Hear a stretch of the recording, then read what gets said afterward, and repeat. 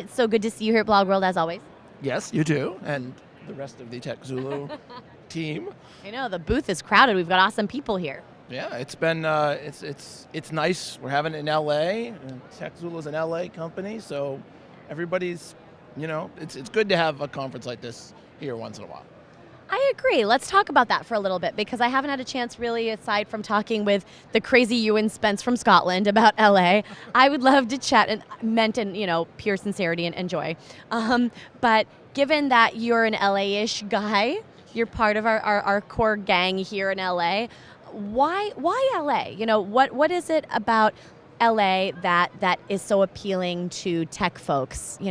Let's talk about the market here a little bit for people that are new to it.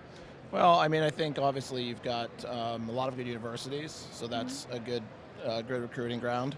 Right. You've got the third largest airport in America, so you can get anywhere in and out.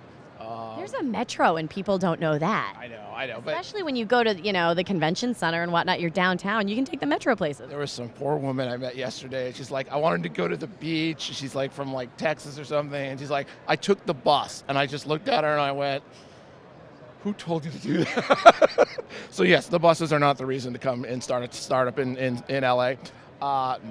So, but yeah, I mean, I think obviously there's Hollywood here, and I think at the 5 years ago, I think that was kind of still a big, like, oh, we have to be digital Hollywood, basically. Yeah. But I don't think that's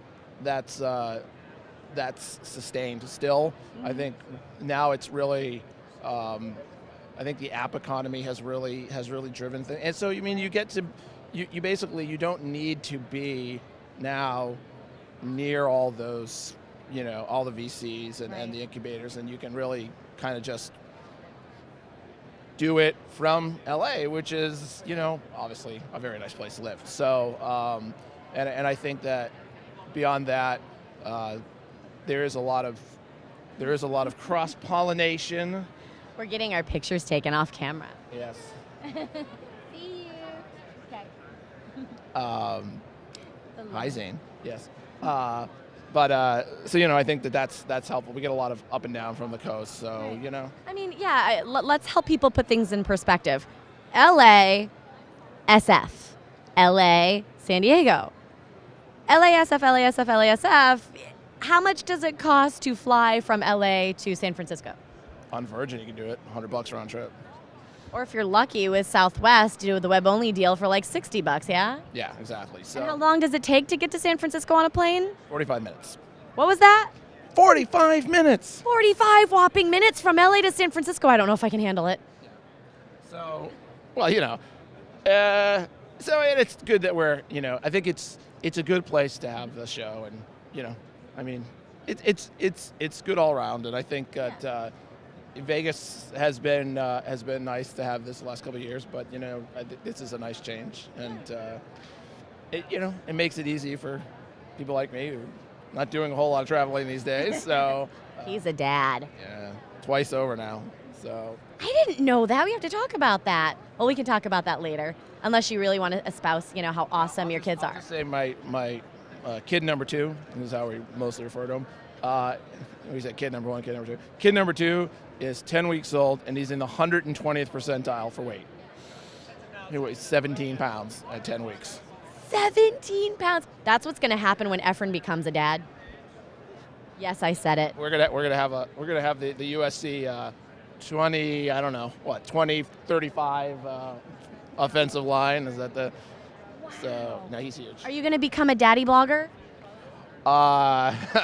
No. I used to joke when I was blogging full time though that I was like, I have to like put down the keyboard and digital dad. Yeah. So, but yeah, that's. I don't think I have nearly enough insights to write a blog. Like, feed them. Period. Send. Publish. Yeah. No. I don't. That's my blogging. Yeah. But I mean, yeah. And I'm still tech blogging. I still write for the Next Web once in a while, and I have my own blog called Tip Desk, but full time doing social media for a company called Answer Financial here, and we're part of Allstate. So it's pretty interesting. We're kind of like the kayak for insurance. So it's I like that, the kayak for insurance. What's the website again? answerfinancial.com. Answer Financial? Okay. Yeah, so we basically, but you can buy it. You can buy it all the way through. So it's E to E. It's end to end, so that you can go compare like 20 different sites and go all the way to the end and have your insurance purchased, and then if you buy it from Progressive or if you buy it from Esurance, they'll then take care of all of your paperwork. So what's your experience then with sort of like the B2B space too as well? I mean, I know you're mainly business to consumer, I would think, but is there a B2B play for what you're doing as well? No, not really. I mean, what we do is we work with a whole bunch of different insurance companies, and we try to really make it as seamless as possible, and basically we compare the rates, and we have call center that a lot of people call in, but we also have you never have to call anybody on our site, or you can call somebody and go all the way through, and if you have a question you can at me, and I will find the right person. At ChadCat? That will work. At Answer Financial will work too. But either way will work. I will hunt the person down to make sure your problem goes away. So, as a social media guy, working for one large company, what are some of the tools specific tools that you use in your day-to-day job? Well, it's interesting. We spent a lot of time this year actually going through and looking at measuring tools and tracking tools, we're one of the largest insurance companies in the country, so we basically there's no niche person, right? We every age group, anybody who can drive anywhere in the country, all exactly. Like it's a problem almost, because how do you target? It is, and being insurance and car insurance, there's also a heck of a lot of spam out there. I don't know if you've ever seen car insurance spam. You might have. So there's a lot of that. So that between those two, those really present challenges, because a lot of the tools right now are built for, your name is TechZulu. People say TechZulu. They search for TechZulu. They talk about TechZulu. You track all the mentions, and and you interact, or you have or you can have more of a niche. For us, it was like there's no niche. We don't have. Because we kind of promote all of our partners, we don't really have a brand ourselves, because we kind of work with all our partners as a channel to. So how do you deal with that? Yeah, it's hard. I mean, it's I think one of the things that we looked at was to to really try to focus on people who are when they're looking to buy insurance or when they're looking to change, and what you have to do is you have to use it by keywords and really mix and match the keyword combinations, so that you can filter out all that spam, can filter out all the people who are complaining about, because we don't, and we're not Resolution, we're trying to help people save money basically. Right.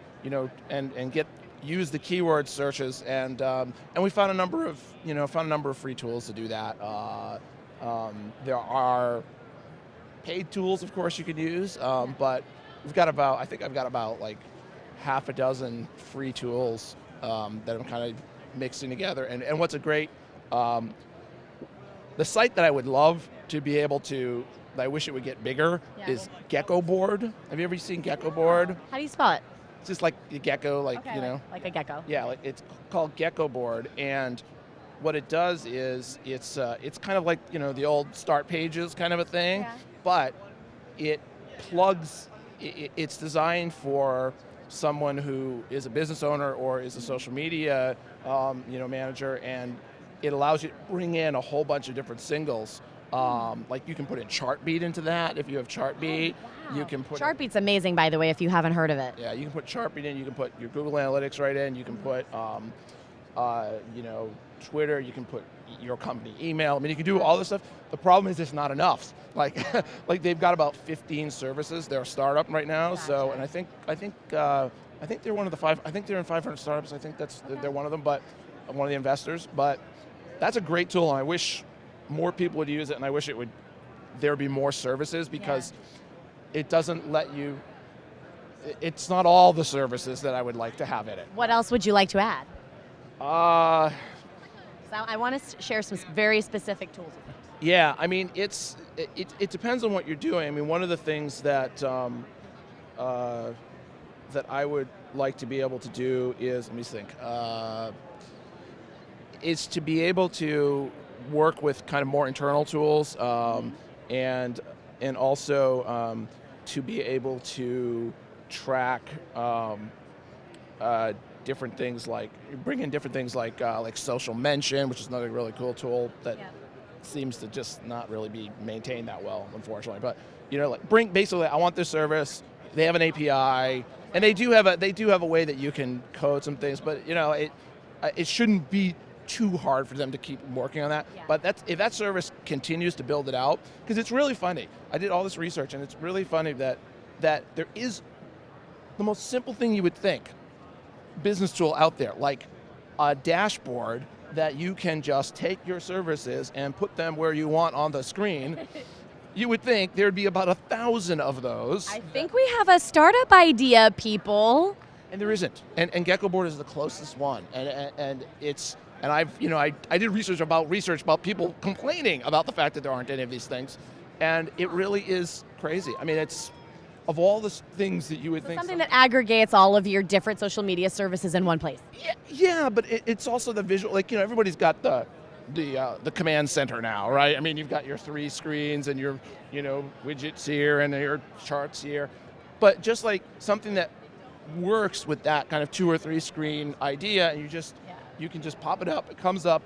Move this part of content over there. Move it slide it, get it out of the way, kind of a thing. And really, there isn't anything that exists like that, and it's really bizarre that it doesn't. But hey, everybody who's going to build it, come on! I know you're watching. Somebody has to build that. Yes, very soon, please, and put me in the beta or the alpha testing, because I will definitely use it. And we might even write about it in the next web. No, but yeah, no, it's there. I think the tools. The problem is right now there's like a lot of free tools that independently they work great. Right. It would be great if they could work together. Right. It'd be great if they could work together for not too much money a month. Like Geckoboard is like $10 a month, right? And then there's the Radiant 6s and Systemosas that are, if you're a Fortune 500 company or if you're a Fortune 1000 company, you can probably convince somebody to spend the money that is needed for that. But there's nothing for there really is no small business tool suite that is, we're not a small business. We're a couple, we're 500 employees, but I mean, just looking at for bloggers out there, or for for anybody watching this, if you're a small business or you have a startup, there really isn't anything that say, I don't know, $20 a month even, or $30 a month lets you easily take all these systems and just put in your accounts and have a dashboard. And it would be a big market, I think, if somebody could build that. Yeah. But good point. All right, so we need to have a dashboard that integrates everything together. It sounds so simple, right? Yeah, I mean, I know.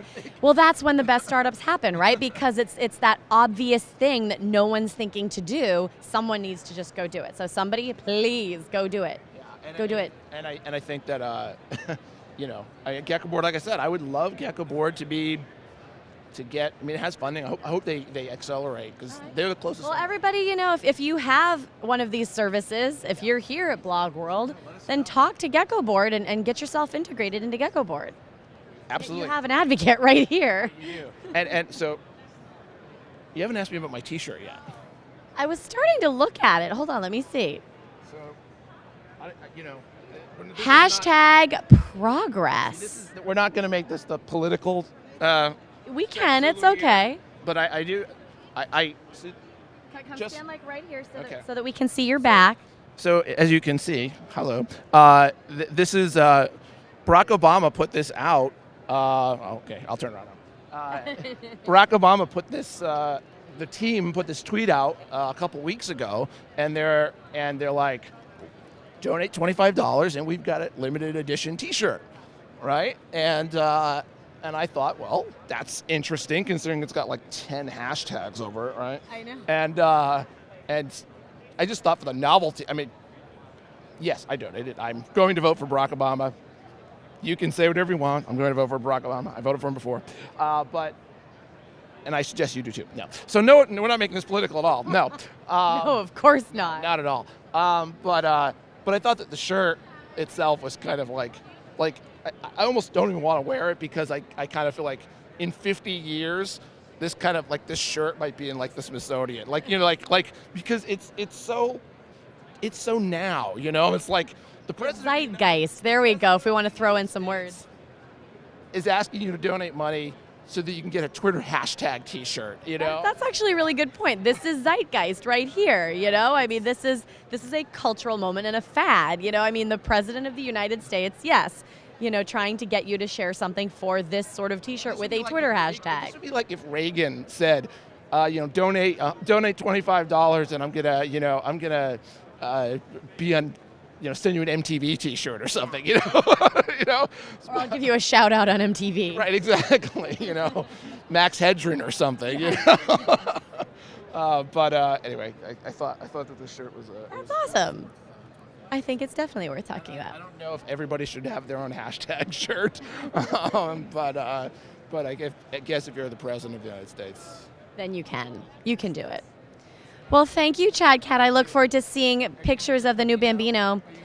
I probably am. I think I'm going to take a break, and I will have some cookie, and we will turn things around, and we might do some wee video stuff. I'm not sure, get that pulled in, but we'll at least let you see what's going on the show floor, and we'll be back shortly. Make sure that you are using the hashtag TZLive, folks, all right? We will see you soon. This is Amanda with TechZulu, and this is Chad Cat. Bye-bye. See ya.